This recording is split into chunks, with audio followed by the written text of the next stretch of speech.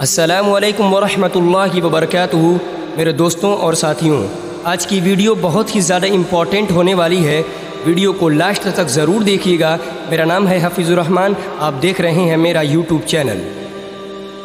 دوستوں، انسان کو زمین پر قدم رکھتے ہی فطرت کو سمجھنے اور اس کی بناوٹ اور اعضاء کو جاننے کی جستجو میں لگ گیا، اور اس نے کائنات میں ایسی نشانیاں دیکھی جس نے اسے سوچنے پر مجبور کر دیا کہ اس دنیا میں انسان کی شروعات کیسے ہوئی۔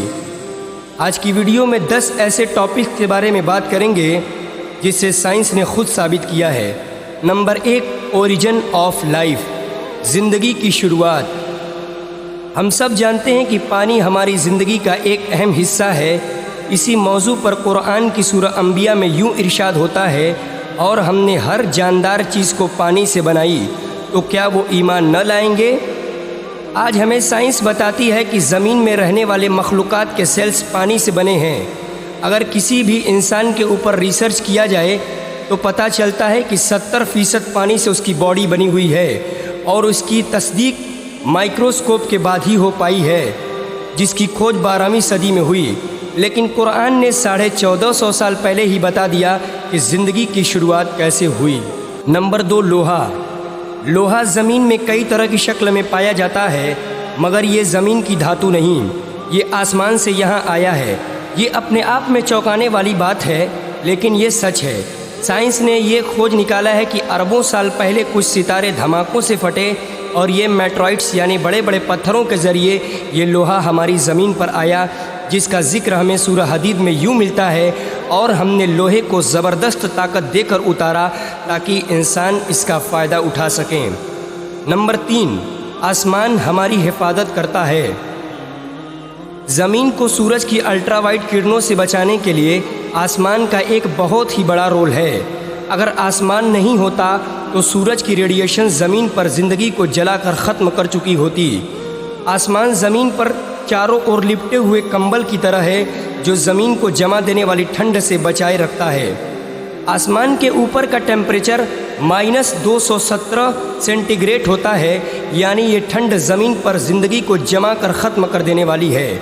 مگر آسمان ہمیں صرف سورج کی ہانیکارک کرنوں سے ہی نہیں، بلکہ شدید جما دینے والی ٹھنڈ دونوں سے ہی محفوظ رکھتا ہے۔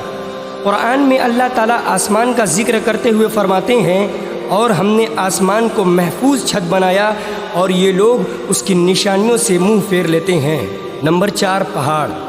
قرآن ہمارا دھیان پہاڑوں کی طرف بہت ہی خاص پہلو کی طرف کھینچتا ہے۔ قرآن کی سورہ نبا میں یوں ارشاد ہوتا ہے، ہم نے زمین کو آرام کرنے والی جگہ نہیں بنایا۔ قرآن کا کہنے کا مطلب ہے پہاڑوں کی جڑیں بہت ہی اندر تک دبی ہوئی ہیں، اور اس کی تصدیق جیوا فزکس فرینک پریس کی لکھی ہوئی کتاب دی ارتھ میں ملتی ہے کہ پہاڑ ایکچولی میں ایک کھوٹے کی طرح ہے۔ وہ جتنا زمین کے اوپر ہوتے ہیں اس سے کہیں زیادہ زمین کے نیچے، جس کی ایک مثال ماؤنٹ ایوریسٹ ہے، جو کہ دنیا کی سب سے اونچی چوٹی ہے۔ اس کے زمین کے اوپر کی اونچائی 9 کلومیٹر ہے، اور اس کے زمین کے اندر کی گہرائی 125 کلومیٹر کے قریب ہے، اور اس کا پتہ 20ویں صدی کی شروعات میں پلیٹ ٹیکٹونی کے بعد ہی ممکن ہو پایا ہے۔ نمبر 5، کائنات کا پھیلنا۔ آج سے 1450 سال پہلے جب بہت تکنیک نہیں تھی، تب ٹیلیسکوپ کا آوشکار نہیں ہوا تھا، اس وقت اللہ تعالیٰ اس کائنات کے بارے میں قرآن میں فرماتے ہیں، اور آسمان کو ہم نے اپنی قدرت سے بنایا، اور ہم اسے پھیلاتے جا رہے ہیں۔ اور اس کی تصدیق مشہور سائنسدان اسٹیفن ہاکنس نے اپنی کتاب a brief history of time میں لکھتے ہیں کہ یہ 20ویں صدی کی سب سے بڑی کھوج ہے کہ کائنات وقت کے ساتھ پھیلتی جا رہی ہے۔ حیران کرنے والی بات یہ ہے کہ اس کا ذکر قرآن میں ٹیلیسکوپ کی ایجاد سے 1450 سال پہلے ہی ہو چکا ہے۔ نمبر 6، سورج کا گھومنا۔ دوستوں، سائنسدان پہلے یہ سمجھتے تھے کہ سورج ایک جگہ پر ٹھہرا ہوا ہے اور یہ گھومتا نہیں ہے۔ 1512 عیسوی میں سائنسدان نکولس کوپرنیکس نے اپنا ایک نظریہ پیش کیا، زمین کے گول چاند اور سیارے چکر نہیں لگا رہے، بلکہ سورج کے گول چاند اور سیارے چکر لگا رہے ہیں، اور سورج اپنی جگہ پر ٹھہرا ہوا ہے۔ ایک زمانے تک سائنسدانوں کا یہ عقیدہ رہا، پھر سن 1909 میں ایک جرمن سائنسدان نے جوہنس نے اپنی کتاب میں ایک چیز لکھی، انہوں نے لکھا کہ صرف سیارے سورج کے گول نہیں گھوم رہے بلکہ زمین، چاند اور سیارے سورج کے گول گھومنے کے علاوہ اپنے جگہ پر گردش کر رہے ہیں، اور باقی سیاروں کو سورج کی طرح اپنے عکس پر ایک دن کا چکر لگانے میں 25 دن کا سمے لگتا ہے۔ قرآن میں اس کا ذکر کچھ یوں ملتا ہے، وہی ہے جس نے رات، دن، سورج اور چاند کو پیدا کیا اور سب ایک گھیرے میں تیر رہے ہیں۔ ایک زمانے تک دوستوں فلکیابی سائنسدانوں کے مطابق قرآن کے اس دعوے کو غلط سمجھا جا رہا ہوتا، لیکن آج ہم جانتے ہیں قرآن کا سورج کی گردش کے مطابق یہ دعویٰ بھی آج کی سائنس بالکل سچ ثابت کرتی ہے۔ نمبر 7، سمندر۔ قرآن کی سورہ نور میں اللہ تعالیٰ فرماتے ہیں، جیسے کسی گہرے سمندر میں اندھیرا ہو جس کے اوپر سے ایک لہر نے ٹاپ لیا ہو، اس لہر پر ایک اور لہر ہو، پھر اس دوسری لہر پر بادل ہو، اندھیرے ہی اندھیرے ہوں اور اس کے اوپر اندھیرا ہو، پھر جب کوئی اپنا ہاتھ نکالے تو اسے اپنا ہاتھ بھی دکھائی نہ دے، اور جس کے لیے اللہ نور نہ بنائے اس کے لیے کوئی نور نہیں۔ عام طور پر دوستوں یہ سمجھا جاتا ہے کہ لہریں سمندر کے اوپری سطح پر چلتی ہیں، جبکہ سائنس یہ تصدیق کر چکی ہے کہ لہریں سمندر کے اوپری سطح پر ہی نہیں بلکہ اندر کی سطح میں بھی چلتی ہیں۔ یہ لہریں انسان کو عام آنکھ سے دکھائی نہیں دے سکتی، جس کے لیے ٹیکنالوجی کی مدد چاہیے ہوتی ہے۔ قرآن میں سمندر میں چلنے والی لہروں اور اس پر بادلوں کے بارے میں ذکر ہوا ہے۔ قرآن کی یہ باتیں صرف اس لیے قابل تعریف نہیں ہے کہ اندرونی لہروں کے بارے میں ذکر کرتا ہے، بلکہ اس لیے کہ یہ سمندر کے اندر کی گہرائیوں کو بھی ذکر کرتا ہے۔ آج کے دور میں انسان زیادہ سے زیادہ بنا کسی آکسیجن کے یوز کیے 70 میٹر تک ہی جا سکتا ہے۔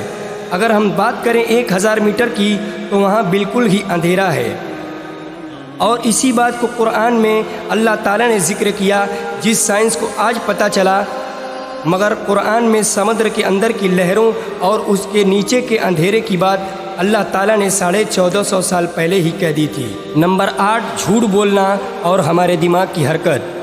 دوستوں حضور صلی اللہ علیہ وسلم کے زمانے میں ایک آیت کو ابو جہل کے اوپر اتارا گیا، کیونکہ ابو جہل بار بار جھوٹ بولا کرتا تھا۔ اس کے بارے میں اللہ تعالیٰ نے سورہ العلق میں یوں ارشاد فرمایا، اگر وہ باز نہ آیا تو ہم اس کی پیشانی کے بال پکڑ کر کھینچیں گے، وہ پیشانی جھوٹی خطا کار ہے۔ اس آیت میں دوستوں دماغ کے سامنے والے حصے کو جھوٹا اور خطا کار قرار دیا گیا ہے۔ یہ آیت 2 وجہ سے بہت زیادہ خاص ہے۔ پہلی یہ کہ ہمارے دماغ کے سامنے والے حصے ہی ہماری سوچی سمجھی حرکتوں کا ذمہ دار ہوتے ہیں، جسے فرونٹل لوب کہا جاتا ہے۔ دوسرا یہ کہ فرونٹل لوب ہی ہمارے دماغ کے جھوٹ بولنے والے کام کو کنٹرول کرتا ہے۔